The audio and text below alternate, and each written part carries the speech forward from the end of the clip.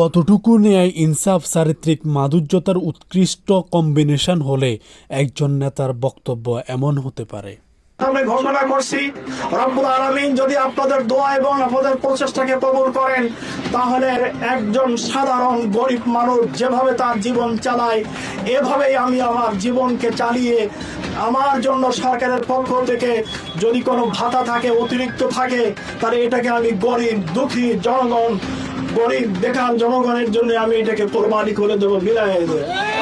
আমি আমার ব্যক্তিগত আমার আব্বা এবং আম্মা যতটুকু সম্পদ রেখে গিয়েছেন, এই সম্পদের ভিটে বাড়িটুকু বাদে আমি মাঠের যা জায়গা জমি ছিল সব জামাত ইসলামের নামে, এতিমখানার নামে, মসজিদের নামে, মাদ্রাসার নামে, এগুলো সব আমি দান করে দিয়ে দিয়েছি। বন্ধুগণ, এরকম কোনো মোহ এবং লোভ নিয়ে, কোনো আকাঙ্ক্ষা নিয়ে আমি এখানে দাঁড়াইনি। আমি এখানে দাঁড়িয়েছি কোরআনের বিজয়ের জন্য।